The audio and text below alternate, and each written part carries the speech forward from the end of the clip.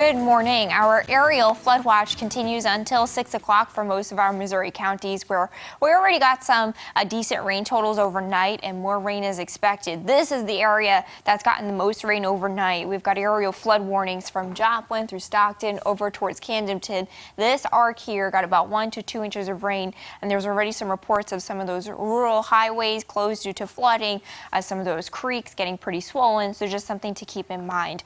We've got wet roads in Branson this morning as the sun comes up. It's 46 degrees on southerly winds. The rain is arcing in that same area where all those aerial flood warnings were, with some moderate to heavy downpours, especially near Nevada and El Dorado Springs this morning. Showers have been pretty light in Springfield so far. It's 44 degrees in Springfield, 43 in Camdenton, and 43 at Lake of the Ozarks. By dismissal, we'll keep that shower chance, so make sure you have an umbrella. Temperatures get into the low to middle 50s. With this front moving through this afternoon, we could also have an isolated case of damaging winds or large hail from West Plains to Mountain Home, so something else to keep in mind today. We could get those storms to organize into a little bit of a line. Again, as they're moving to the east, that's where we would get a hailstone or two, temperatures in the 50s. Rain wraps up overnight tonight. We'll have clouds by tomorrow morning, and then rain and snow showers arrive late Tuesday, changing to all snow by Tuesday night into Wednesday morning. So again, for the rest of the day, the rain forecast puts about a half an inch of rain possible in some spots. And then as far as the snow forecast, Tuesday night into Wednesday, most of us probably get less than an inch of snow, not expecting too much out of that by Wednesday morning. Joe, Lauren.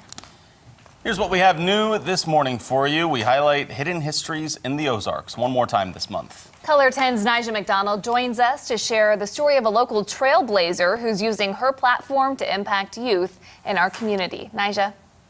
Well, good morning, Lauren and Joe. Sarah Hassan works for the Boys and Girls Club of Springfield. Hassan says the organization allows her to touch the lives of at-risk youth, which is something Hassan tells me she doesn't take for granted. Now, she's been with the organization for 4 years. She says it's important for her to use her platform as a way to give back. Hassan says she could have used someone who looked like her when she was younger in the role she's in now. One reason, she says, representation matters. This job, more than anything, kind of keeps me grounded, and it kind of makes me realize that it's not, it's not about me. It's a lot bigger than me. So the biggest thing is to just kind of make sure that I'm always giving back, making sure that the kids that we work with have those same opportunities. Well, you can visit our website at ozarksfirst.com to hear more on Hassan's story, and also to look back at all the rest of my hidden history pieces from this month. All right, thank you, Nija. Mayor Ken McClure officially declared yesterday as a day of mourning to remember the life of public servant and former Evangel president, Dr. Robert Spence. Spence died Wednesday after suffering from a stroke. People came to remember Spence at a memorial service held in the Spence Chapel that he helped build on Evangel's campus. Just 2 weeks ago, the mayor had given Spence a key to the city. Spence served on a number of boards and committees in Springfield and also served at Evangel for 40 years, retiring as president in 2014. A person has died after a one-vehicle crash in Springfield yesterday on Division and Johnston Avenue. The car was traveling west but crossed the lane into eastbound traffic and hit a utility pole. That's when a passenger there was ejected. The driver and passenger were both taken to the hospital, where the passenger did die. The driver has non-life-threatening injuries. No names have been released, and we're still searching for the cause of that accident. Bringing crime into focus, a former Monat substitute teacher originally charged with sexual contact with a student has reached a plea agreement and been sentenced. Lauren Barclay pleaded guilty to the reduced charge of harassment against a person younger than 17. She was sentenced to 3 years in prison, but that sentence was suspended in lieu of 5 years of supervised probation. Monat police say a 17-year-old student said he had sexual relationships with Barclay between November of 2016 and January of 17. According to court documents, Barclay admitted to the sexual contact. We have some education coverage now about how local science teachers have a new opportunity, talking about a certification that could let them stand out from others, highlighting academic achievements in the classroom. Meteorologist Elisa Rafa is here to explain how the American Meteorological Society kicked off its centennial year with our local teachers in mind. You see it next to my name every day, right there. AMS certified broadcast meteorologist. The American Meteorological Society has been certifying meteorologists, both broadcast and consulting, since the 1950s. A certification from them is a gold standard set by the premier society advancing weather, water, and climate science. The Certified AMS Teacher is a new program for K through 12 teachers. It aims to strengthen the connection from teachers to the atmospheric science community. Maureen McCann is both a certified broadcast and consulting meteorologist who helped launch the new program. There's going to be such a great opportunity for teachers to be able to network with other teachers who are already engaged in promoting science literacy and also within the local communities. The AMS is a global organization, but there also are local chapters around the country.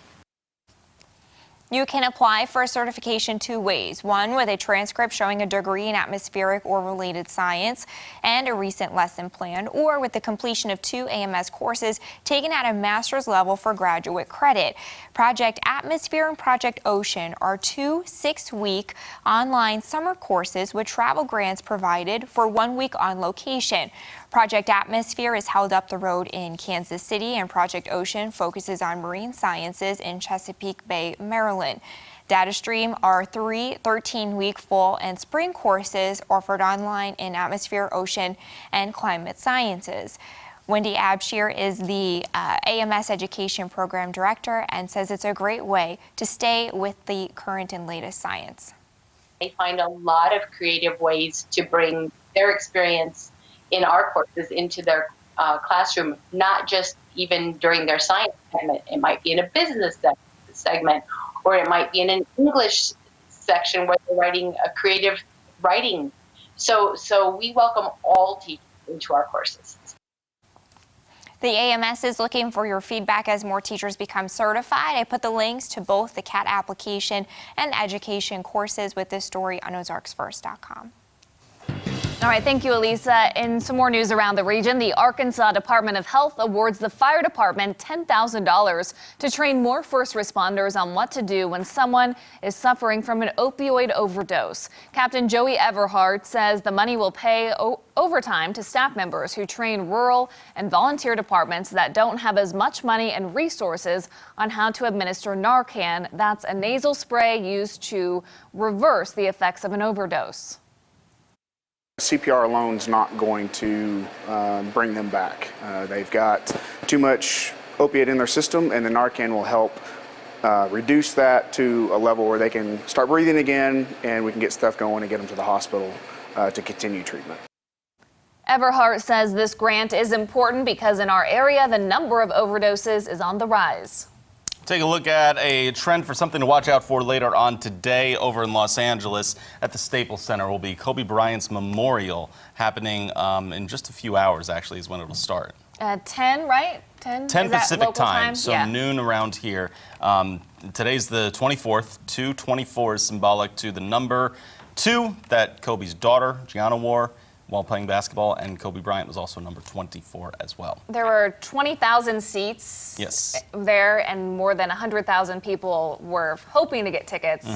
I'm sure probably many more than that too, but all the money raised will go to support the Mamba and Mambacita Foundation. I still can't believe he's gone. You know those streets are going to be flooded. If they can't get in the Staples Center, they will be outside. Yes, and if you want to watch that, CBSN will be streaming that. CBSN.com will have that. A lot of cable stations will have some of that in and out coverage, and now that CBSN will cover it in its entirety. And back here at home, one last check of the forecast, a wet day. Yeah, some of those showers continue with that flooding concern. 55 degrees by dismissal. We turn colder by tonight and into tomorrow with rain and snow late Tuesday. Arctic again by Wednesday. All right, everyone. Thanks so much for watching this morning. Have yourself a good week this week.